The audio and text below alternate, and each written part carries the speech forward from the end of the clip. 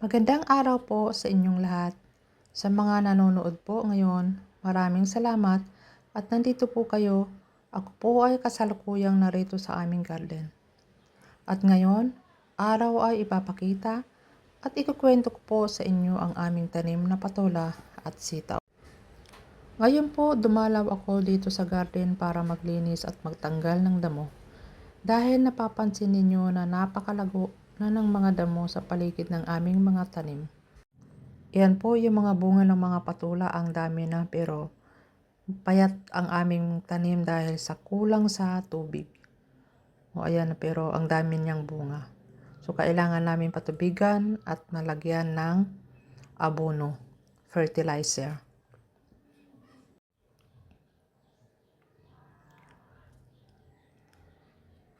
So ayan, magtatanggal na tayo ng damo. Tignan nyo ho, napakalago. Ang haba pa naman ng mga damo. Kapag pinabayaan po kasi natin ang damo, inaagaw nito ang nutrition, tubig at sikat ng araw na dapat sana ay napupunta sa ating mga gulay.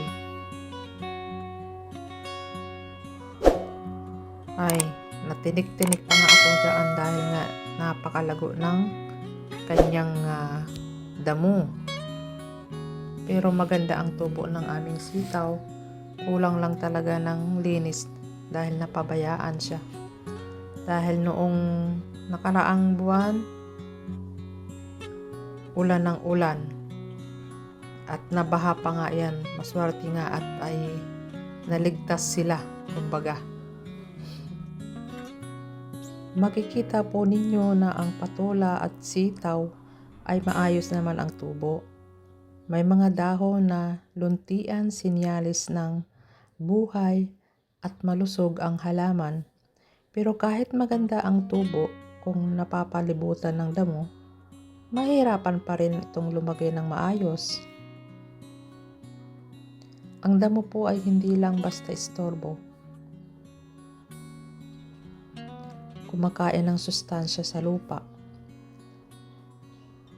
Humihigop ng tubig. Minsan ay pinamumugaran ng peste. Pinamumugaran ng peste niya apo. Nagrigat mit nga balikasin.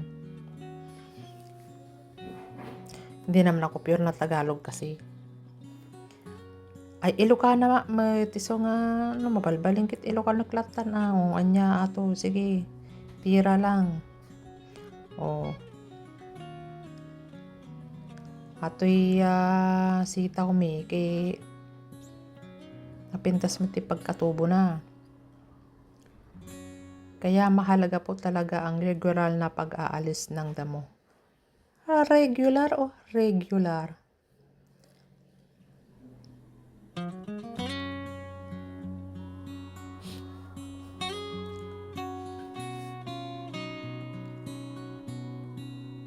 Ngayon po ay sisimulan ko na ang pagtatanggal ng damo sa paligid ng patola at sitaw. So sitaw muna ang unahin ko kasi masyadong mahaba ang sitaw kaysa patola. Ginawa ko po ito ng mano-mano dahil ayaw ko masugatan ang mga ugat ng halaman.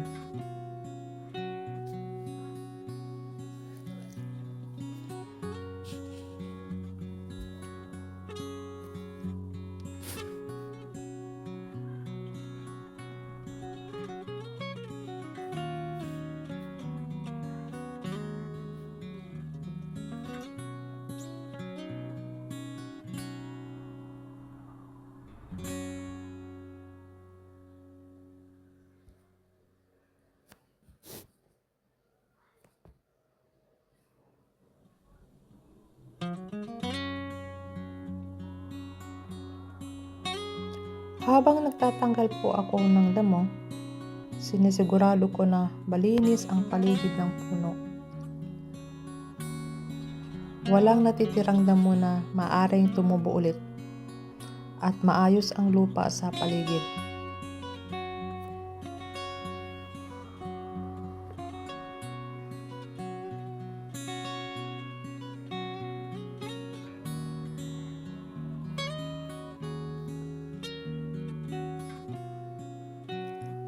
Mahalaga rin po na huwag masyadong bungkalin ang lupa, lalo na kapag malapit sa puno para hindi masira ang ugat ng tanim.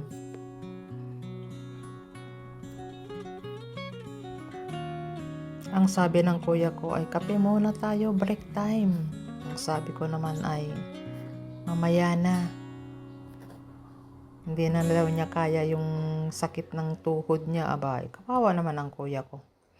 May iniindak na dahil sa katandaan na siguro.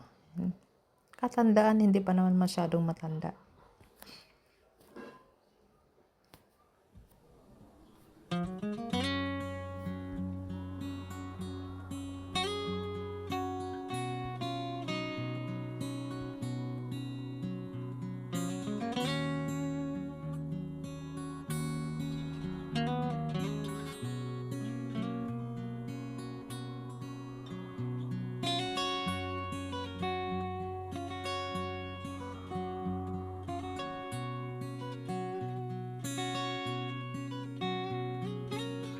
Kapag malinis po ang garden, mas madaling pumasok ang hangin. Mas mabilis matuyo ang lupa kapag sobra ang basa. At mas iwas po tayo sa sakit ng halaman. Bukod pa po doon, mas magandang tignan ang garden kapag malinis at maayos. Nakakagaan din po ng pakiramdam kapag alam mong inaalagaan mo ng tama ang inyong mga tanim.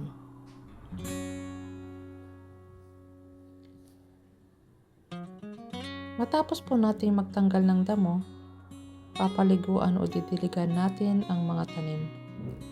Lalo na po ngayon dahil matagal na kaming walang ulan dito sa amin. Mabilis matuyo ang lupa, nangihina ang halaman at bumabagal ang paglaki. Kaya napakahalaga po ng regular na pagdidilig, lalo na sa mga gulay tulad ng patola at sitaw na mahilig sa tubig.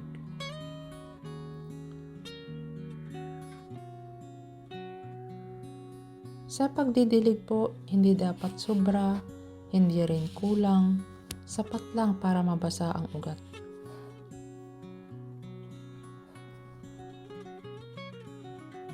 Mas mainam po kung umaga o hapon magdilig.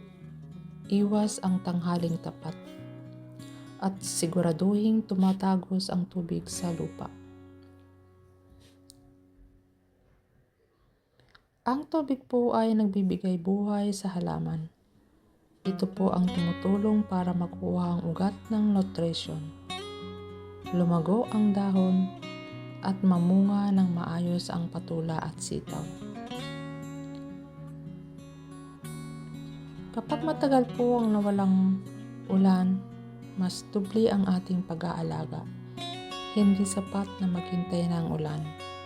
Kailangan po natin tumulong sa ating mga tanim sa pamamagitan ng dilig. Sa simpleng pagdidilig, naililigtas natin ang halaman. Napapanatili ang sigla nito at mas sisigurong may aanihin tayo sa tamang panahon.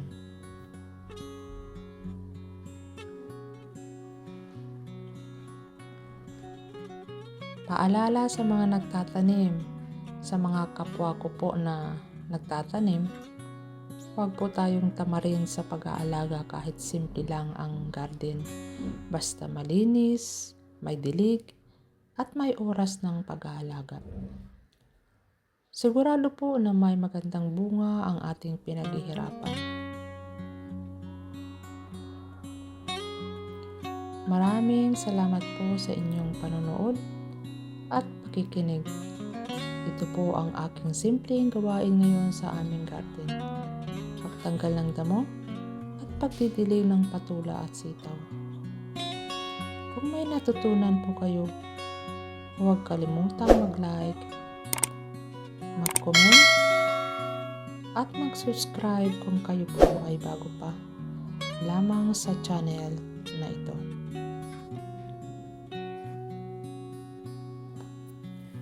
Hanggang sa susunod na video po, ingat po tayo lahat at happy gardening! salamat po sa inyo. At ito po ay na-share ko lang sa inyo kung paano tanggal ng damo sa aming garden. Tingnan nyo na po ngayon ay napakaganda na tingnan yung aming sitaw.